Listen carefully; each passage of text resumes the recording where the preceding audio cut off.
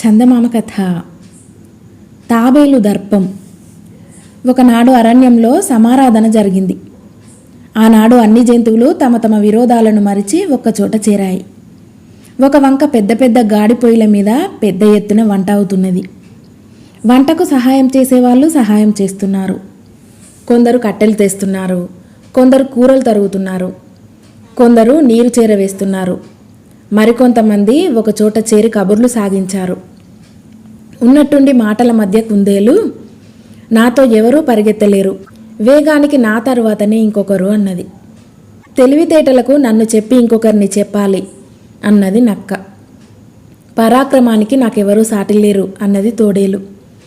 అంతా విన్న ఎలుగుబంటి గొంతు సవరించుకొని, మిగిలిన విషయాల సంగతి నాకు అంతగా తెలియదు కానీ బలంలోనూ పట్టులోనూ నన్నెవరూ ఓడించలేరు అన్నది ధీమాగా. తాబేలు ఏమీ మాట్లాడలేదు, ఒక్క చిరునవ్వు మాత్రం నవ్వింది. ఇది గమనించిన ఎలుగుబంటి తాబేలు తనను చూసే నవ్వుతున్నదనుకొని, నా బలం మాట నేను చెబుతుంటే మధ్య నీకు వెటకారం దేనికి అన్నది కోపంగా. తాబేలు ఇంకా పెద్దగా నవ్వి, నవ్వక ఏం చేయమన్నావు?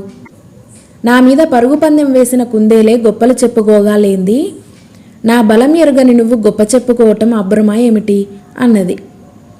ఎలుగుబంటి ఆశ్చర్యంతో కళ్ళు పెద్దవి చేసి, అయితే ఇంతకు నువ్వు అనేది నాకన్నా నీకు ఎక్కువ బలం ఉన్నదనా అని అడిగింది. నీటిలో నా బలం యమబలం, నువ్వు కాదు కదా, మీరందరూ కలిసినా నన్ను గెలవలేరు అన్నది తాబేలు. ఈ అవమానం నేను సహించను అన్నది ఎలుగుబంటి రౌద్రంగా. ఇంకా వంట కాలేదు, ఈలోపుగా ఒక పట్టు పట్టి చూడరాదా అన్నది తాబేలు. జంతువులన్నీ ఉత్సాహం చూపాయి.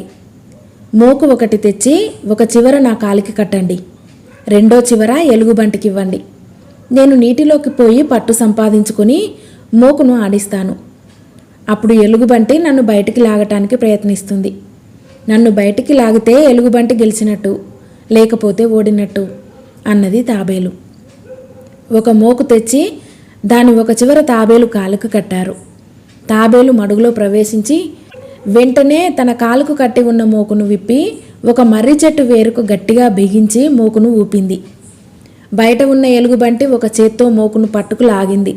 మోకు బిగుసుకున్నది కానీ కదలలేదు. రెండు చేతులా పట్టి లాగింది, లాభం లేకపోయింది. మోకును వీపు మీదుగా వేసుకొని లాగింది. ఎలుగుబంటికి చేతులు రెండూ దోక్కుపోయాయి, భుజం వరుసుకుపోయింది, ముచ్చెమటలు పోశాయి. కానీ తాబేలు బయటికి రాలేదు. చివరకు ఎలుగుబంటి సొమ్మసిల్లి చెతికిల పడింది.